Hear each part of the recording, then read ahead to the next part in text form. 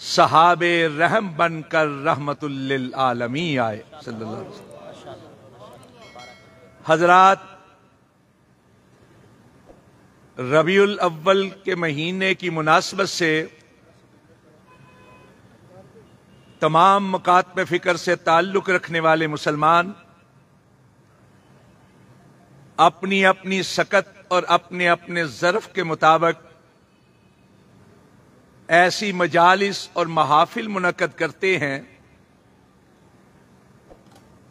جن کی نسبت آمنہ کے لال، مکہ کے در یتیم، مدینہ کے تاجدار، نبیوں کے امام، رسولوں کے سردار حضرت محمد مصطفیٰ صلی اللہ علیہ وسلم سے ہوتی۔ بالخصوص 12 ربیع الاول کے روز ایک عجیب سی صورتحال نگاہوں کے سامنے دوڑ آتی ہے کہ جو آج سے 20-25 سال پہلے تک شاید نہیں تھی، نظر نہیں آتی تھی۔ لوگ مدینے والے رحمت جہانہ کے نام پر گلی و بازار میں نکلتے ہیں، راستے ان کے ازدحام اور جلوس کی وجہ سے بند ہو جاتے ہیں۔ اپنے ظرف کے مطابق جو کچھ وہ کرتے ہیں اسے محبت رسول کا نام دیا جاتا ہے، اور اگر کوئی شخص سونے نبی صلی اللہ علیہ وسلم کی محبت کے صحیح مفہوم کو ان کے سامنے واضح کرے تو ان کی طرف انگلیاں اٹھاتے ہیں اور گستاخی تک کا فتویٰ صادر کر دیا جاتا ہے۔ میں کبھی طعن و تشنیع کی زبان استعمال نہیں کرتا، کفر اور نفاق کے فتوے ہم صادر نہیں کیا کرتے۔ ہم تو یہ سمجھتے ہیں کہ برتن میں جو کچھ ہوتا ہے وہی اچھلتا ہے۔ اگر کسی برتن میں دودھ ہوگا تو وہ اچھلے گا، وہ چھلکے گا۔ اگر برتن میں کچھ اور ہے تو وہ چھلکے گا۔ ہم تو محبت کی بات کرنے والے، ہم تو صرف یہ عرض کرتے ہیں کہ جو شخص سونے مدینے والے کا کلمہ پڑھتا ہے، جو سونے نبی کا نام لیتا ہے، ان پر درود بھیجتا ہے، ہو ہی نہیں سکتا کہ وہ گستاخ خواہ کسی مکتب فکر سے تعلق رکھتا۔ ہم کسی کے جذبے کی توہین نہیں کرتے۔ محبت کا جذبہ بڑا مستحسن جذبہ ہے،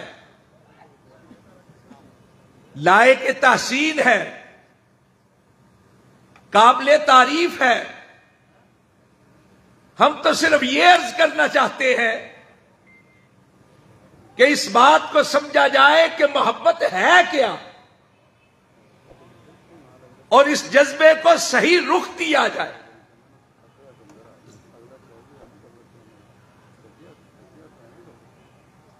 ہم اہل حدیث یہ عقیدہ اور ایمان رکھتے ہیں، ہمارا یہ یقین اور ایقان ہے، برملا اعلان ہے کہ اس کائنات میں آمنہ کے لال، مدینہ کے تاجدار سے بڑھ کر نہ کوئی پیدا ہوا ہے نہ قیامت تک ہوگا۔ مضت الدہور وما اتینا بمثلہ وَلَقَدْ أَتَا فَعَجَزْنَا عَن نُذَرَائِهِ۔ صدیاں بیت گئیں، زمانے لگ گئے، کوئی آپ جیسا پیدا نہ ہوا، اور جب آپ دنیا میں تشریف لے آئے، اب قیامت قائم ہو جائے، کوئی آپ کی طرح کا پیدا نہیں ہو سکتا۔ ہمارا یہ عقیدہ اور ایمان ہے کہ اللہ رب العزت نے ہمارے لیے اس دنیا کے اندر ایک ہی ہستی رکھی ہے، ایک ہی ہستی جو واجب الاتباع ہے، واجب الاطاعت، کہ جس کی اتباع اور اطاعت واجب ہے۔ ہمارا یہ عقیدہ اور ایمان ہے کہ سونے نبی کی اطاعت در حقیقت اللہ کی اطاعت، من یطع الرسول فقد اطاع اللہ۔ اور ہمارا یہ عقیدہ اور ایمان ہے کہ دین صرف اس چیز کا نام ہے جس پر مدینے والے کی مہر لگی۔ ہمارا یہ عقیدہ اور ایمان ہے کہ اللہ رب العزت نے ہمیں یہ حکم دیا ہے سورہ حجرات کے اندر کہ یا ایھا الذین آمنوا لا ترفعوا اصواتکم فوق صوت النبی، کہ اپنی آواز کو نبی کی آواز سے بلند نہیں کرنا۔ مطلب یہ کہ کوئی بڑے سے بڑا کیوں نہ ہو، اولی مخاطب اس آیت کے صحابہ کرام رضوان اللہ علیہ مجمعین، اور ساری امت کا یہ اجماع ہے کہ رسول پاک کے بعد سب سے بڑی ہستیاں اگر کوئی ہے، پاک باز ہستیاں، تو صحابہ کرام رضوان اللہ علیہ، ان کے بعد تابعین ہیں، ان کے بعد تبع تابعین، ان کے بعد محدثین ائمہ کرام۔ اللہ رب العزت نے صحابہ کو مخاطب کر کے کہا کہ اپنی آواز کو سونے نبی کی آواز سے بلند نہیں کرنا۔ کیا مطلب؟ کہ جو فرما دیا ہے سونے نبی نے، بس ان کے فرمان کے ہوتے ہوئے اپنی خواہشات کی بات نہیں کرتا۔ بریلوی مکتبہ فکر کے مولانا احمد رضا خان نے ترجمہ جو کیا ہے قرآن پاک کا، اس کا نام رکھا کنز الایمان، اور اس کی ایک تفسیر ہے مظہر الجنان۔ اس آیت کی تشریح کے اندر انہوں نے کئی واقعات ایسے نقل کیے کہ جب ائمہ محدثین نے کسی کے سامنے کوئی حدیث بیان کی تو سننے والوں نے حدیث کے ہوتے ہوئے کوئی اپنی طرف سے بات کرنے کی کوشش کی تو انہوں نے کہا لا ترفعوا اصواتکم فوق صوت النبی۔ کسی امام کی بات، کسی محدث کی بات، کسی تبع تابی کی بات، کسی تابی کی بات، کسی صحابی کی بات بھی سونے نبی کی بات کے مقابل میں لائی نہیں جا سکتی۔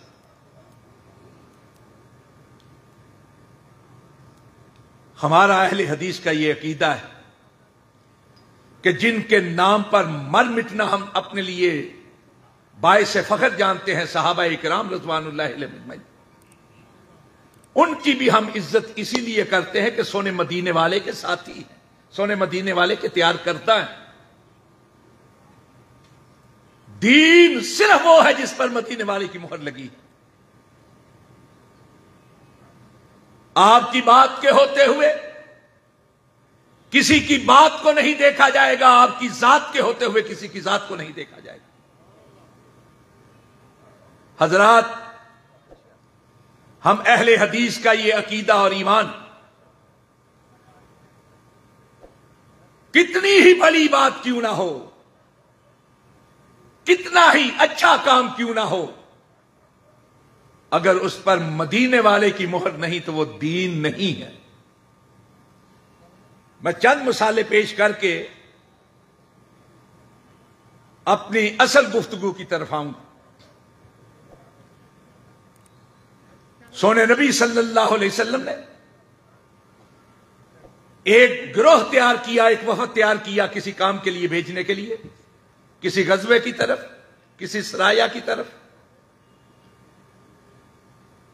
حکم دیا کہ صبح سویرے نکل جانا ہے، صبح سویرے۔ انہی میں ایک صحابی حضرت عبداللہ بن رواحہ رضی اللہ تعالی عنہ، انہوں نے سوچا، اب ذرا غور کیجئے گا، صحابی ہیں، اور نیت کتنی اچھی ہے، ذرا غور کیجئے۔ انہوں نے کہا کہ جمعے کا دن ہے، ہو سکتا ہے ہم جائیں تو واپس نہ آ پائیں، میرے پاس سبک رفتار سواری ہے، تیز رفتار گھوڑا، میں ایسا کرتا ہوں کہ سونے نبی کے پیچھے جمعے کی نماز پڑھ لیتا ہوں، پھر میں روانہ ہو جاؤں گا، اپنے ساتھیوں سے جا ملوں گا۔ بڑا تیز رفتار گھوڑا ہے۔ آپ اندازہ کیجئے کہ جمعہ پڑھنا تھا مسجد نبوی کے اندر، جہاں کی ایک نماز 1000 نماز کے برابر، اور پڑھنا کس کے پیچھے تھا؟ نبیوں کے امام، رسولوں کے سردار کے پیچھے، کائنات کی وہ عظیم ترین ہستی کہ جس کے چہرے کو ایک بار دیکھ لینا جو لطافت کے ساتھ ایک بار، تو اللہ جہنم کی آگ کو حرام کر دیتا ہے۔ اور صرف یہی نہیں کہ جس نے اس کو دیکھا، بلکہ جس نے اس کو دیکھا، جس نے نبی پاک کو دیکھا تھا، اللہ اس پر بھی جہنم کی آگ کو حرام کر دیتا ہے۔ نیت کتنی اچھی ہے، صحابی رسول ہیں، سونے نبی کے پیچھے جمعہ پڑھنا ہے، آپ کی اقتداء میں جمعے کی نماز پڑھنی ہے مسجد نبوی کے اندر۔ اللہ کے نبی خطبے کے لیے تشریف لائے، دیکھا تو عبداللہ بیٹھا ہوا ہے سامنے۔ کہا عبداللہ، تمہیں تو لوگوں کے ساتھ بھیجا تھا اور یہ حکم دیا تو صبح سویرے نکل جاؤ، تم یہاں بیٹھے ہو۔ کہا اللہ کے نبی، یہ خواہش تھی، یہ آرزو تھی کہ آپ کے پیچھے نماز پڑھ لوں، مسجد نبوی میں جمعہ پڑھ لوں، پھر شاید واپس آنا نصیب ہو کہ نہ ہو۔ حضرات، کیا یہ محبت رسول نہیں جو حضرت عبداللہ فرما رہے ہیں؟ اور صحابہ کرام سے بڑھ کر محبت رسول کے عکاس کون ہیں؟ سونے نبی نے ارشاد فرمایا، عبداللہ، لو انفقت ما فی الارض جمیعا ما ادرکت فضل غزوتہم۔ اے عبداللہ، اگر تو ساری زمین کے سارے خزانے، ساری دولتیں بھی اللہ کے راستے میں دے دے، تب بھی تو ان کی صبح کی فضیلت کو حاصل نہیں کر سکتا۔ اصل چیز اپنی خواہش نہیں ہے، اصل چیز مدینے والے کا حکم ہے، مدینے والے کی موت۔ سلاست و راحت والی حدیث بڑی مشہور ہے۔ 3 لوگ آئے نبی پاک کے گھر پر۔ یہ واقعہ بیان کرنے سے پہلے میں 1-2 واقعات اور بیان کرنا چاہتا ہوں۔ امام مالک رحمت اللہ علیہ، مدینہ طیبہ کے امام، حدیث کے بہت بڑے امام، مسند رسول پر بیٹھ کر درس و تدریس کرنے والے، مصلی نبوت پر کھڑے ہو کر لوگوں کی امامت کرنے والے، آپ بیٹھے ہوئے تھے اپنی مسند پر۔ ایک شخص آیا،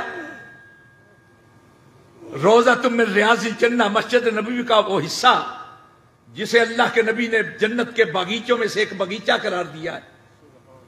ذرا غور کیجیے گا کتنی مقدس جگہ ہے، ایک مسجد نبوی اور پھر مسجد نبوی کا وہ حصہ جسے اللہ کے نبی نے روضۃ من ریاض الجنہ کہا۔ وہاں کھڑے ہو کر اس نے احرام باندھا، احرام باندھنے کے ساتھ تلبیہ کہا، لبیک اللہم لبیک۔ حضرت امام مالک بڑے حلیم الطبع تھے، نرم مزاج، کہا او اللہ کے بندے، یہ کیا کر رہے ہو؟ تمہیں نہیں معلوم کہ اللہ کے نبی کی سنت مبارکہ ہے کہ بیر علی سے، یعنی مسجد نبوی سے 3 میل کے فاصلے پر جو جگہ ہے وہاں سے احرام باندھا کرتے تھے۔ اس نے کہا امام صاحب، اس میں حرج کیا ہے؟ فاصلہ اور زیادہ لمبا ہو جائے گا۔ کیا بیر علی کی جگہ جو ہے مسجد نبوی کے مقابل میں لائی جا سکتی ہے؟ یہ روضۃ من ریاض الجنہ ہے، حرج کیا ہے؟ ثواب ہی ہے نا، زیادہ ہو جائے گا۔ امام مالک جلال میں آگے کہا گویا تو یہ کہنا چاہتا ہے کہ تو وہ بھی ثواب حاصل کرے گا جو اللہ کے نبی حاصل نہیں کر سکے، اللہ کے نبی کے صحابہ حاصل نہیں کر سکے۔ یاد رکھ، خواہشات کی وجہ سے ثواب نہیں ملتا، اللہ کے نبی کے حکم کی تعمیل کی وجہ سے ثواب ملتا ہے۔ دین کسی کی خواہش کا نام نہیں ہے، دین کسی کی آرزو کا نام نہیں ہے، دین من کو اچھا لگنے کی بات نہیں ہے، دین وہ دین ہے جس پر مدینے والے کی مہر لگی۔ مجمع البحرین میں ایک روایت ہے کہ حضرت علی رضی اللہ تعالیٰ عنہ نے دیکھا کہ عیدگاہ میں ایک شخص نماز عید سے پہلے اٹھ کے نفل پڑھنے لگا ہے۔ انہوں نے کہا اللہ کے بندے کیا کرنے لگے؟ کہنے لگا نماز پڑھنے لگا۔ انہوں نے کہا بیٹھ جا، یہ ابس ہے، ابس حرام ہے۔ اس نے کہا کیا اللہ نماز کی وجہ سے عذاب دے گا؟ حضرت علی نے کہا اللہ نماز کی وجہ سے عذاب نہیں دے گا، اپنے سونے کے طریقے کی مخالفت کی وجہ سے عذاب دے گا۔ نماز کو بری چیز ہے۔ 3 اشخاص آئے سونے نبی کے در اقدس پر، اور جانتے ہیں 3 یہ لوگ کون تھے؟ ایک حضرت علی رضی اللہ تعالیٰ عنہ، ایک حضرت عثمان بن مظعون رضی اللہ تعالیٰ عنہ، ایک حضرت عبداللہ بن عمر بن عاص رضی اللہ عنہما۔ تینوں نے آ کر اللہ کے نبی کی ازواج مطہرات سے، امہات المومنین سے پوچھا کہ اللہ کے نبی کی گھر میں عبادت کا انداز کیا ہے؟ باہر کی عبادت انہوں نے دیکھی ہوئی تھی، اندرون خانہ کے بارے میں بتا دیا، اور تینوں آپس میں کھڑے ہیں دروازے پہ اور بات کر رہے ہیں۔ ایک کہنے لگا کہ دیکھیں آپس میں بات کر رہے ہیں، اللہ کے نبی کی شان تو بہت بلند ہے، ہم جتنی چاہے عبادت کریں ان کی فضیلت کو تو حاصل نہیں کر سکتے، لیکن کوشش کریں زیادہ عبادت کریں۔ چنانچہ ایک نے کہا، یہ بخاری و مسلم کی روایت ہے، ایک نے کہا آج کے بعد میں ساری رات جاگ کر عبادت کیا کروں گا، کسی رات بھی ایک لمحے کے لیے سویا نہیں کروں گا۔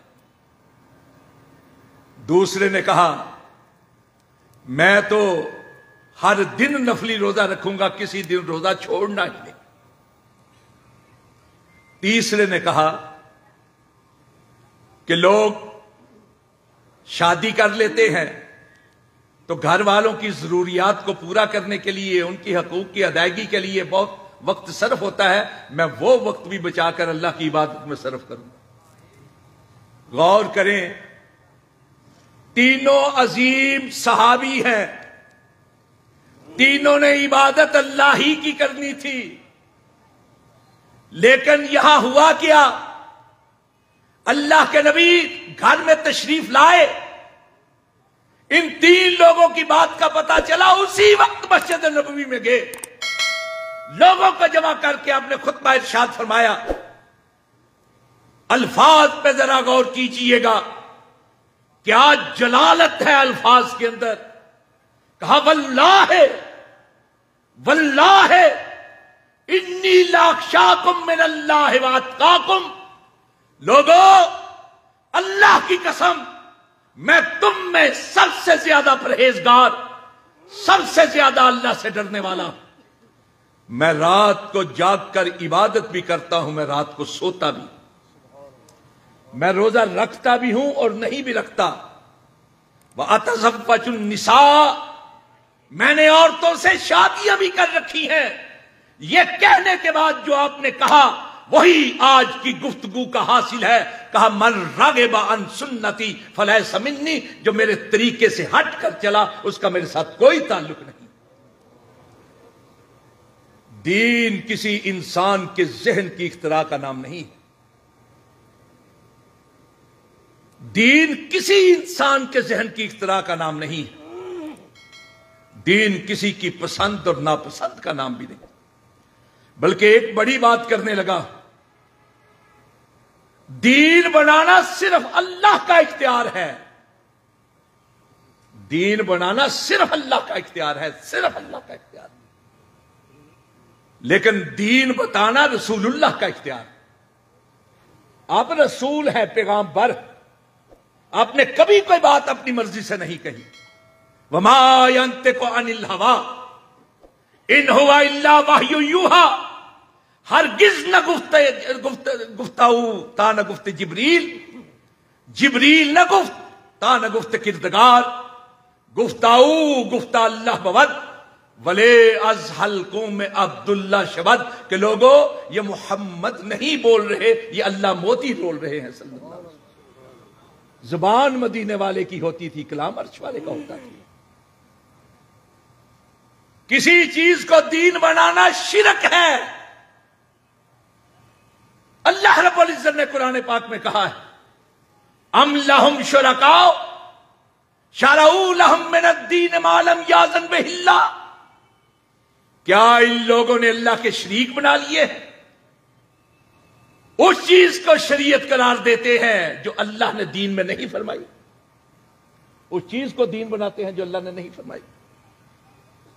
جب یہ آیت اتری نا، اتخذوا احبارہم ورہبانہم اربابا من دون اللہ، کہ یہودیوں اور عیسائیوں نے اپنے مولویوں اور پیروں کو اللہ کے علاوہ رب بنا رکھا تھا، یعنی شریک بنا رکھا تھا، تو حضرت عدی بن حاتم رضی اللہ تعالیٰ عنہ جو عیسائیت سے مسلمان ہوئے تھے، انہوں نے کہا اللہ کے نبی، ہم نے تو رب نہیں بنایا تھا، اپنے مذہبی رہنماؤں کو، اپنے پیروں کو، راہبوں کو ہم نے تو رب نہیں بنایا تھا۔ سونے نبی نے کہا کیا ایسا نہیں تھا کہ جس چیز کو تمہارے راہب، تمہارے مولوی اور پیر دین قرار دیتے تھے، حلال قرار دیتے تھے، تم اس کو حلال سمجھتے تھے، جس چیز کو حرام قرار دیتے تم حرام سمجھتے تھے؟ کہاں ایسا تو تھا، کہا یہی تو رب بنانا ہے۔ یہ قرآن پاک کی تو آیتیں، دین آسمانوں سے نازل ہوا ہے، دین وہ ہے جو رسول اللہ نے بتایا ہے، جس پر مہر لگائی، اور یہ دین سونے نبی کی زندگی مبارکہ میں، حیات مبارکہ میں مکمل ہو گیا تھا، پورا ہو گیا تھا۔ اللہ رب العزت نے دین کو مکمل اور پورا کرنے کے ساتھ ایک اعلان بھیجا جبریل کے ذریعے سے، جو سونے نبی صلی اللہ علیہ وسلم نے اپنے وقت کے سب سے بڑے مجمع کے سامنے کھڑے ہو کر وہ اعلان کیا، اور وہ اعلان قرآن پاک کا حصہ ہے۔ آج بھی ہر قرآن پاک پڑھنے والا وہ اعلان کرتا ہے کہ الیوم اکملت لکم دینکم واتممت علیکم نعمتی ورضیت لکم الاسلام دینا۔ حجۃ الوداع کے موقع پر آپ نے کہا لوگوں دین مکمل ہو گیا، دین پورا ہو گیا۔ حضرت علامہ شہید فرمایا کرتے تھے رحمت اللہ علیہ، اس آیت کے بعد بابا محمد دین تو ہو سکتا ہے، کوئی چیز دین محمد نہیں ہو سکتی۔ دین محمد صرف وہ ہے جو نبی پاک کی مہر سے تھا۔ امام مالک کا ایک قول امام شاطبی رحمت اللہ علیہ نے الاعتصام میں نقل کیا ہے، وہ کہتے ہیں من ابتدع بدعۃ ویراھا حسنہ فقد زعم ان محمدا قد خان فی الرسالہ لان اللہ یقول الیوم اکملت لکم دینکم واتممت علیکم نعمتی ورضیت لکم الاسلام دینا۔ امام مالک کے اس قول کا میں ترجمہ کروں گا، پہلے دو باتیں آپ کے ذہن نشین کروا لوں۔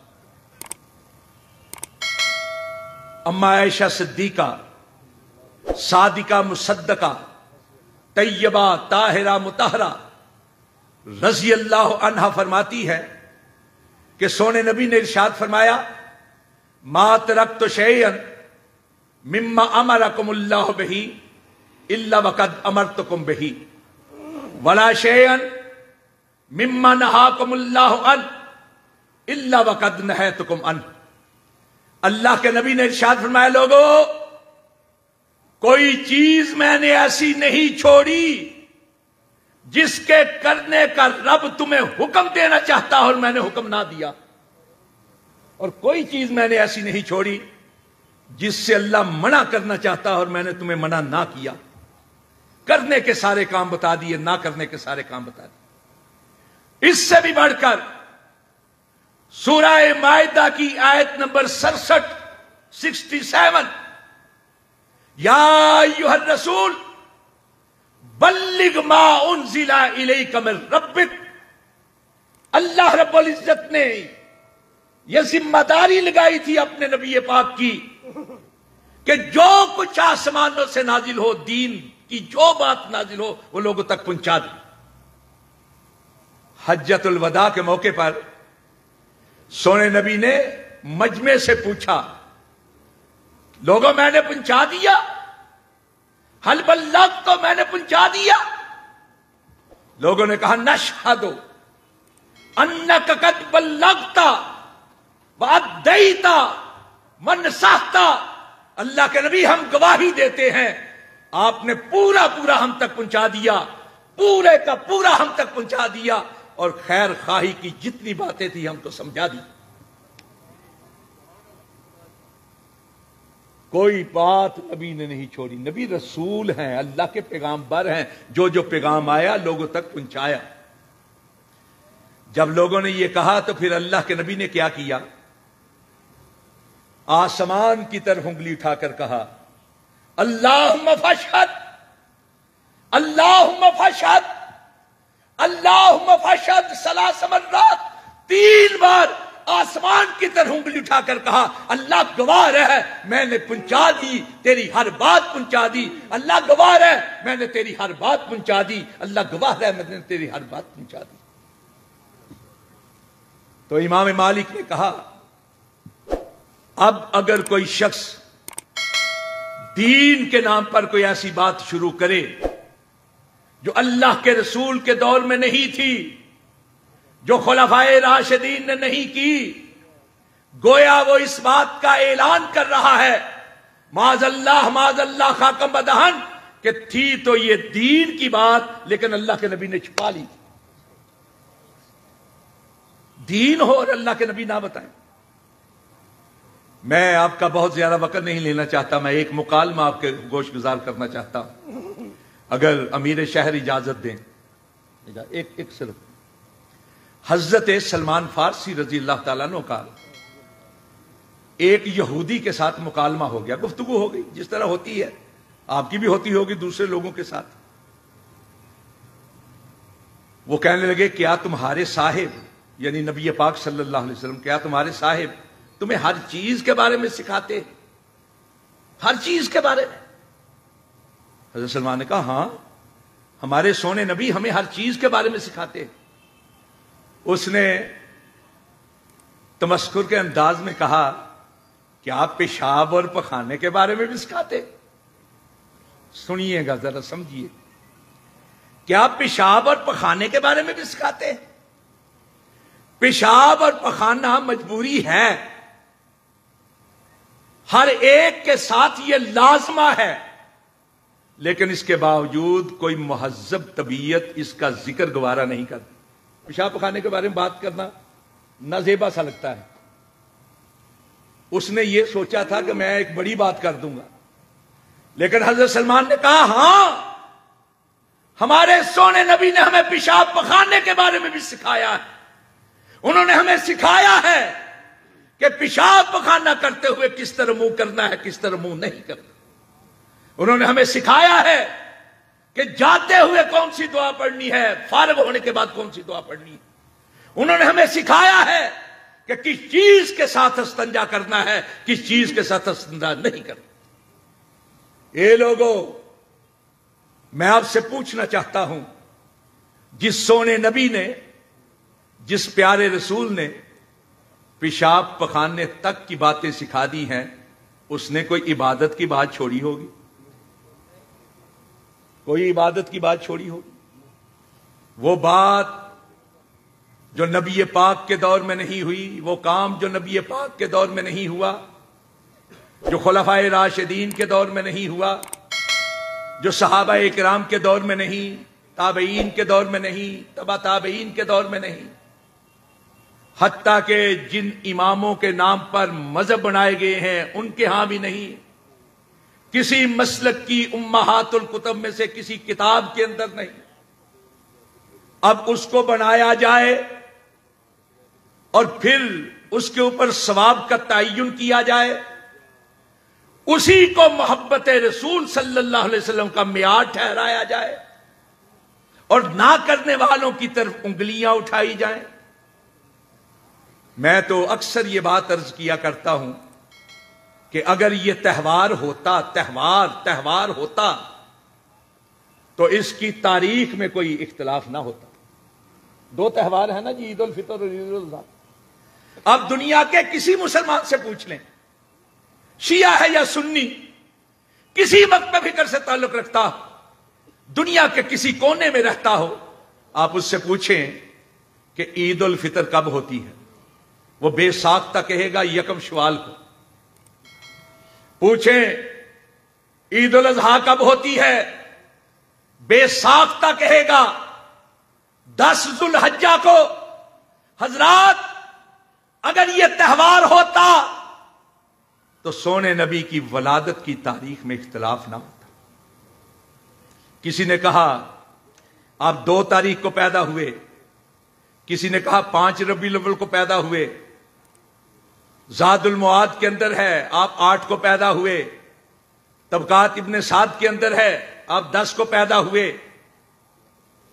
کسی نے کہا شیعہ حضرات کہتے ہیں 17 کو پیدا ہوئے، کسی نے کہا 12 کو پیدا ہوئے۔